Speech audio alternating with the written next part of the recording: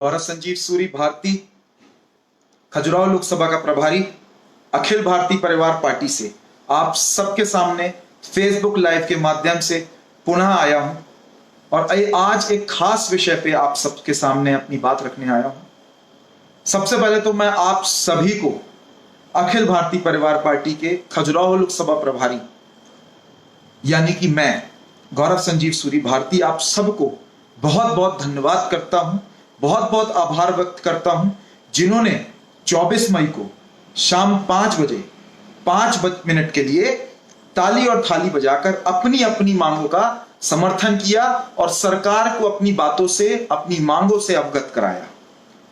साथियों, जैसा कि हम आप जानते हैं कि अखिल भारतीय परिवार पार्टी के द्वारा 24 मई को उनकी तरफ से जो व्यापारी आम व्यक्ति है, मध्यम वर्ग हैं, जो छोटी मोटी नौकरी कर रहे हों या किसी भी नौकरी के पद में हो या मजदूर हो या किसान हो, उन सभी की तरफ से जो मांगे आई थी 24 मई को हमने उनकी मांगों का समर्थन करने के लिए, हम उनके लिए माध्यम बनने के लिए 24 मई को शाम को 5 बजे 5 मिनट के लिए ताली और थाली बजाकर हमने उनकी मांगों का समर्थन किया और सरकार को अवगत कराने की हमने कोशिश की कि आम नागरिकों को आपके 20 लाख करोड़ से कोई फायदा नहीं पहुंचा है अभी तक।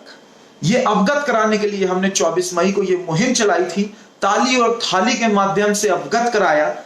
उसके बाद हमने और आपने देखा कि सरकार ने 3 महीने की जो ईएमआई पे रोक लगाई थी लोगों पे, अब वो 6 महीने की बढ़ा दी गई। लेकिन उस स्कीम में एक प्रॉब्लम है, जो हमने कहा था कि ब्याज भी उससे अलग किया जाए, तो ब्याज भी उससे अलग नहीं किया गया और 6 महीने किया गया, तो अगले 1 साल तक व्यक्ति क्या करेगा। साथियों, ये हम सबको समझना होगा और सरकार को भी समझना होगा। ये बात आपको और मुझे इसलिए समझना होगा क्योंकि हम आम नागरिक हैं। मैं तो आपका माध्यम हूं, अखिल भारतीय परिवार पार्टी आपका माध्यम है, परंतु आवाज हमें और आपको दोनों मिलकर ही उठानी होगी। सरकार को हमारे लिए इसलिए सोचना होगा कि इस लॉकडाउन में सारी जनता में त्राही त्राही मची हुई है।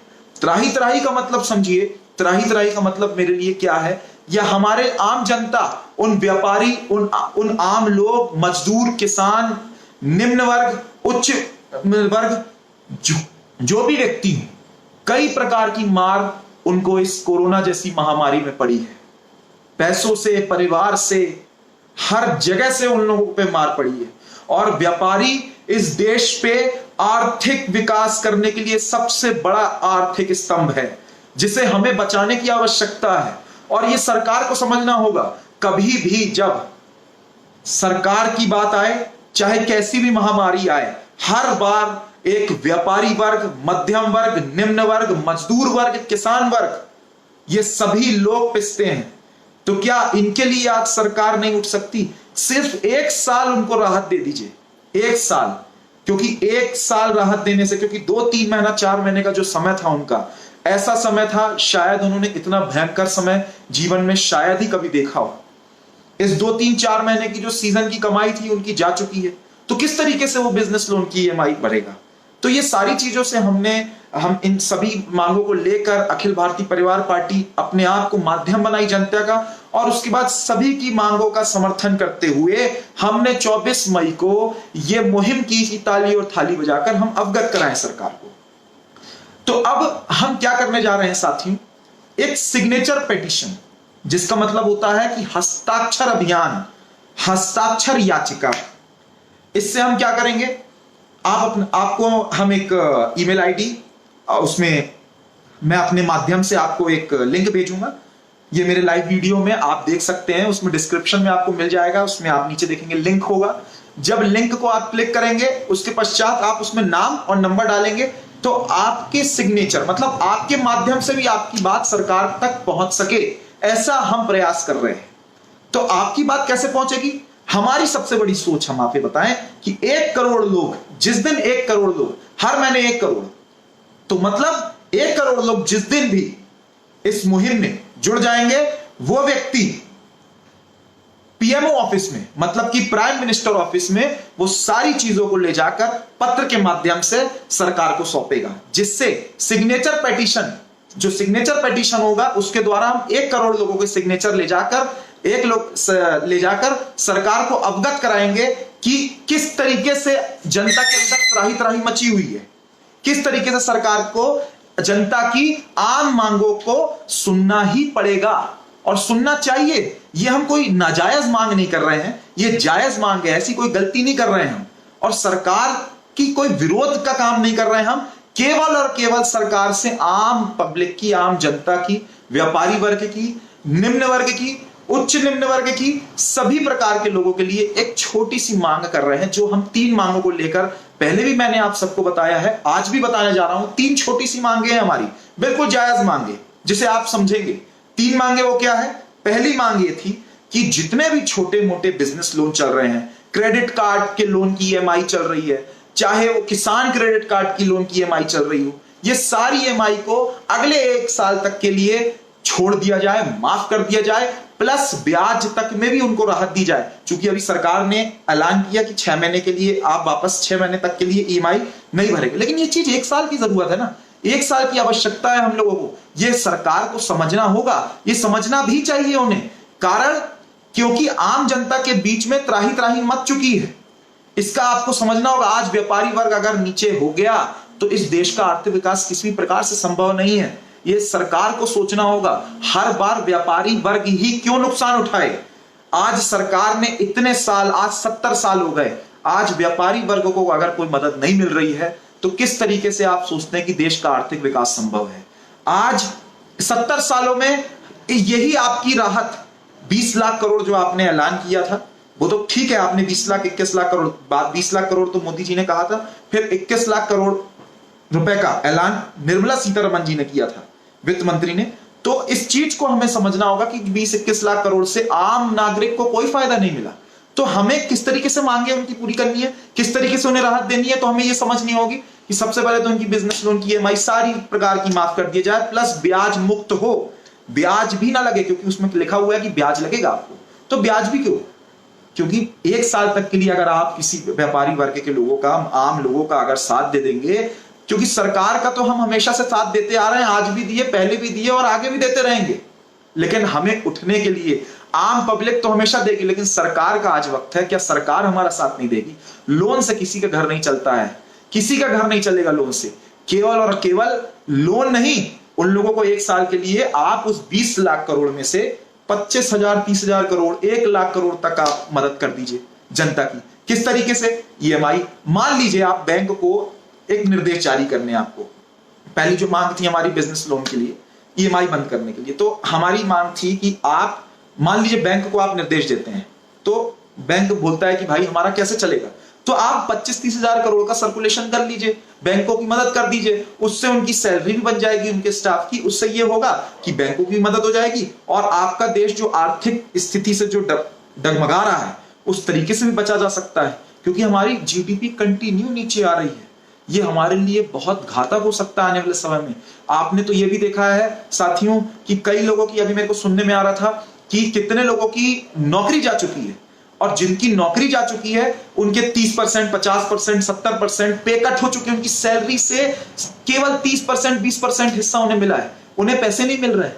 तो आप सोचने वाली बात है सरकार को कि हमें किस तरीके से उनको राहत देनी है। आज उनके बच्चे स्कूल में बेचारे करेंगे क्या? 70% अगर उनको सैलरी काट ली गई, लेकिन 70% उनके खर्चे तो नहीं अलग होंगे ना, खर्चे तो बराबर 70% उनके चलेंगे।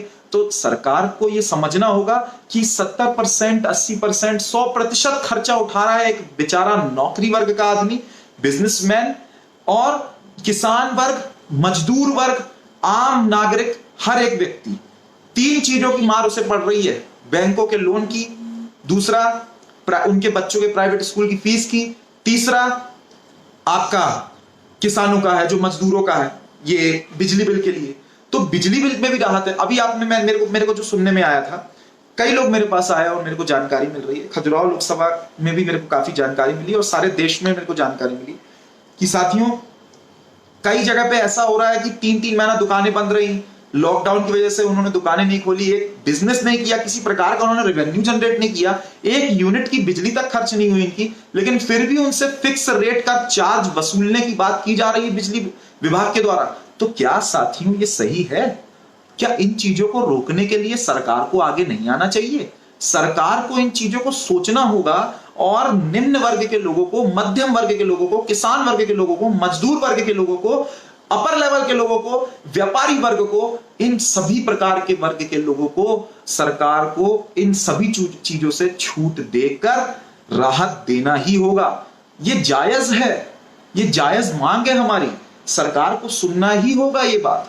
इसलिए हमने सिग्नेचर पिटीशन चलाया, जिसमें आपके हस्ताक्षर अभियान के द्वारा हम उस मुहिम को हस्ताक्षर के द्वारा पीएमओ ऑफिस में पहुंचाएंगे। हमने कुछ दिन पहले अभी पीएमओ ऑफिस में अपना मेमोरेंडम भेजा। अखिल भारतीय परिवार पार्टी की ओर से जनता की मांगों का समर्थन करते हुए हमने एक पत्र लिखा पीएमओ को। साथियों, साथ ही साथ हमने डेलीगेशन भी भेजा और सभी राज्य के, जितने भी राज्य हैं भारत में, उन सभी राज्यों के मुख्यमंत्री तक भी वो डेलीगेशन हमने भेजा, ताकि सभी को अवगत कराया जा सके। अब जब ये सिग्नेचर पिटीशन का हम मुहिम शुरू कर रहे हैं, ये 30 जून 2020 तक चलेगा। इसमें आप जितने से जितने हो सके, अपने परिवार हो, जितने भी लोग, अगर आपको लगता है कि ये मांग जायज है तो आप भी इसमें सिग्नेचर करें, अपना नाम और नंबर करके सबमिट करें। मेरे वीडियो के आप ऊपर देख लेंगे, लिंक दिया होगा, उसमें आप जिस तरीके से आप लिंक में क्लिक करेंगे, आप नाम और नंबर डाल के सबमिट करें। जिस दिन 1 करोड़ लोग हो जाएंगे, उन 1 करोड़ लोगों की आवाज हम पीएमओ ऑफिस तक पहुंचाएंगे और उन हर राज्य के मुख्यमंत्री तक पहुंचाएंगे, क्योंकि ये भारत देश तो हमारा है, इस राष्ट्र के लोगों की मदद करना हमारा कर्तव्य है। सरकारें आएंगी जाएंगी, लेकिन ये देश के लोग और ये देश की जनता रहनी चाहिए, ये सबको मानना होगा और ये हमें भी मानना होगा, क्योंकि अभी राजनीति का समय नहीं है, अभी समय है लोगों की सेवा करने का। अखिल भारतीय परिवार पार्टी का 22 राज्यों में लोगों ने समर्थन किया, लाखों लोगों ने अखिल भारतीय परिवार पार्टी का समर्थन करते हुए 22 राज्यों में लाखों लोगों ने 24 मई को 5 बजे 5 मिनट के लिए ताली थाली बजाया। लाखों लोगों ने इस मुहिम में हमारा समर्थन किया, अपनी मांगों का भी समर्थन किया। इस छोटी सी मांग के लिए हम जनता के माध्यम बन रहे हैं।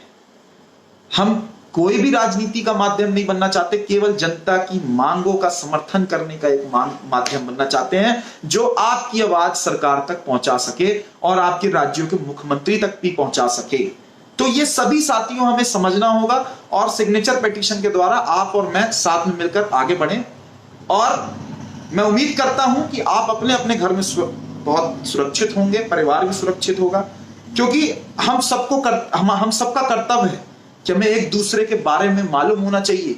अगर पड़ोस में भी कोई तकलीफ में हो तो अभी कोरोना जैसी महामारी में हमें मिलकर एक दूसरे का साथ देना है, क्योंकि हमारी जो 3 मांगे हैं वो सबके लिए है। मैं फिर से आप लोगों को बता देता हूं कि पहली मांग थी हमारी बिजनेस की ईएमआई लोन्स को अभी ब्याज मुक्त व किसी प्रकार का उनसे ईएमआई ना लिया जाए। दूसरा हमने क्या किया, हमने बोला प्राइवेट स्कूल्स की फीस को माफ कर दिया जाए, क्योंकि सैलरी नहीं मिल रही है, बिजनेस बंद है। जब उसने कमाया ही नहीं तो वो बेचारा पढ़ाएगा कैसे? बच्चों को तो पढ़ाना, ये तो उनकी नैतिक जिम्मेदारी है और बच्चे इस देश का भविष्य है। मान लीजिए आपको कहते हैं प्राइवेट स्कूल्स के लोग, मान लीजिए सरकार एक निर्देश जारी करती है, मान लीजिए फिर भी उसके बाद भी निर्देश जारी होने के बाद प्राइवेट स्कूल कोई कहते हैं कि मैं सैलरी खर्चे कैसे चलाएंगे हम, तो सरकार उनकी 25-30 हजार करोड़ रुपए सरकार उनको सर्कुलेट कर दे।